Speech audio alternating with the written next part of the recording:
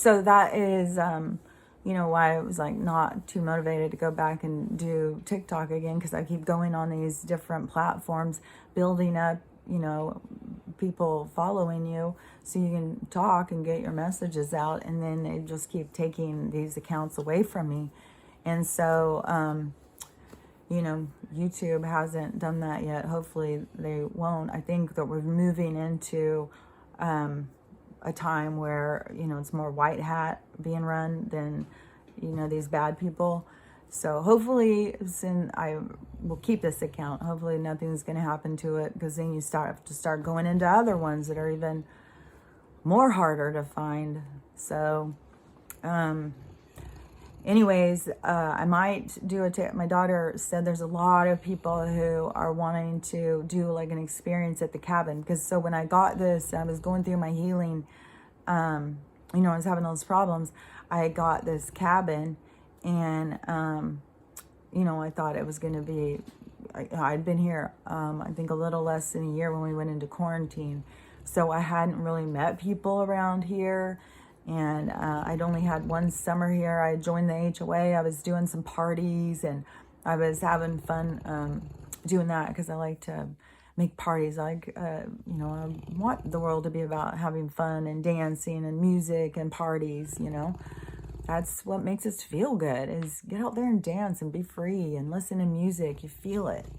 And so when I got this cabin, I had already gone through the dark night. I had already been locked away in an ice storm for a whole winter, long ass winter. I'd already gone through all of that stuff. So when it started happening here again, where I was like locked down and being by myself, it was like, oh my gosh.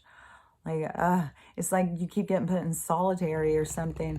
And I knew, there's other people who are struggling, there's people who live alone and stuff like that. So I started just trying to figure out things to do for myself.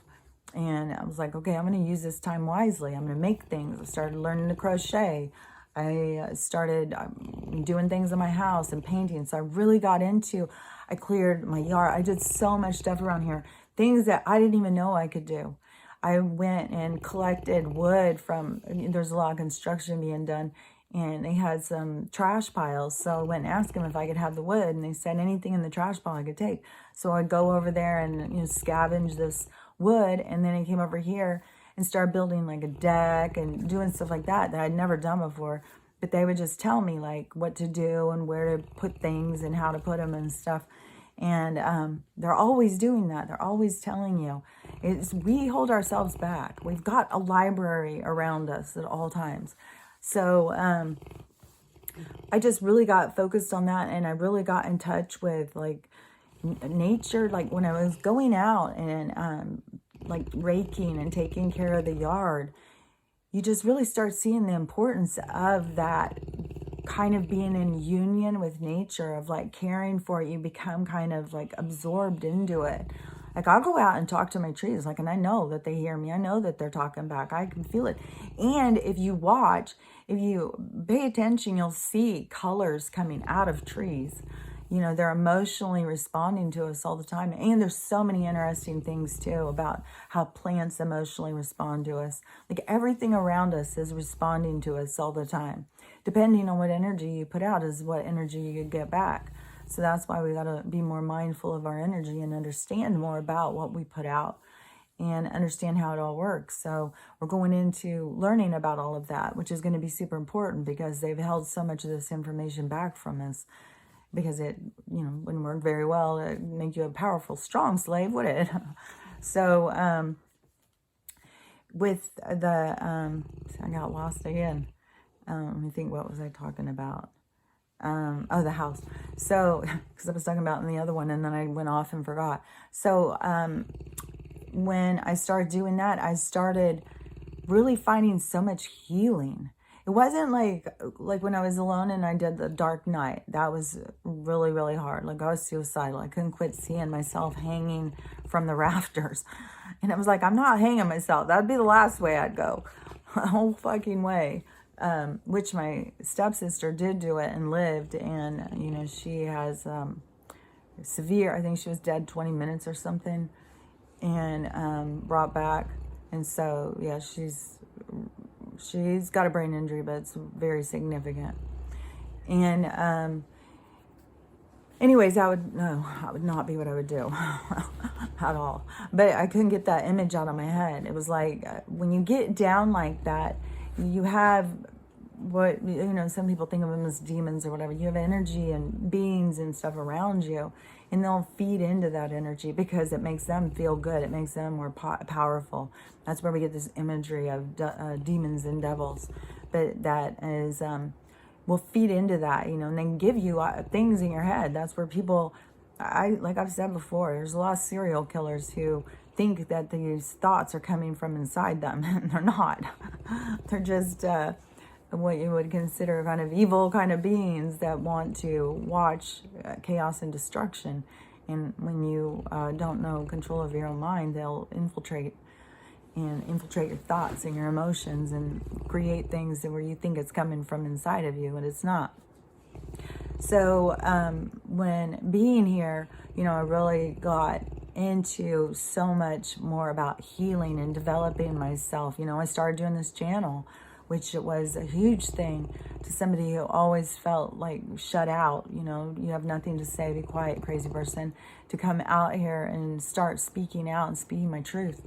That was huge for my throat chakra, and I had been working my way up because the lower chakras, that's autopilot. That is where you're just reactive. You haven't dealt with your pain. And as you start moving up, you feel it. You'll start feeling the chakras move up as you're healing them, and it's really cool. So wherever you are in the whole system, wherever you're starting with, just, start. But when I was doing this, it was really getting me in touch with nature. I started doing things like where I wouldn't even know what I was doing. I was just started doing like these stretches and stuff. And then, I saw on TV that was called something, but I wasn't doing it from the TV. I was doing it because they were showing me, they were putting it inside of me to do it. And so we have so much stuff in us naturally, this world out here that's communicating with us, giving us direction into ourselves, but we're always looking for guidance instead of looking from within. We're always looking from without. So the more you connect within, the more that you will be guided in the direction you want, especially if it's about spiritual healing and the supernatural existence around us. But so my daughter said there's tons of people who want to come to the cabin, and have all sorts of different experiences. And that is when I was doing it. It was so funny too, because I was outside and I was doing working on the little kitchen area, because I have an outdoor little kitchen area. And I was doing all this work, and I would be thinking, I'm all alone. There's nobody here. I'm doing all this stuff like someone's coming. And they kept telling me that same thing of like in that Kevin Costner movie, build it, they will come. Build it, they will come. And I kept knowing in my heart what I wanted it to be. I wanted it to be a place where people could come and travel to and experience and heal. Even a place where somebody who needs to have a place to go as a retreat, for a month or something and go and heal. It's a really great place because you've got nature, you've got so much around here, and it's away from the city's energy, because the energy in the city is so highly charged, especially right now. And when you get more away from that, you feel it. It feels so much lighter. It feels like, and you don't have so many, because you, once you start understanding how energy works, you've got so much interference when you're in the city like that. So when you get out like nature and this, and you relax, anybody who's been outside of the city and made a life outside of it knows, like, you go into the city, you feel it immediately. It's weird. It's kind of creepy. So, coming out, it is an experience where you can get in touch with yourself and you can feel better. And so, we're going to really start trying to pursue that. And I think I'm going to start a TikTok, but not of me talking like it used to be, but of just showing stuff of the house so that we can kind of get people who want to start kind of like starting a travel club, kind of essentially, but getting people who want to start, coming here or whatever, because we really want to work towards that. Because I had no intention ever of this being my primary home where I was going to live year round. It was a vacation home where I wanted to be able to travel and do an Airbnb kind of thing, you know, where people could come and visit and have the experience. So anyways, super exciting that people are seeing it and wanting to have that experience. So we are working towards that, and we're going to start figuring that out. But that would be what I would start the TikTok, just to kind of show like different footage and different things to do around here and stuff like that. Like Bigfoot is a thing around here. It's on the where you're not allowed to shoot him list.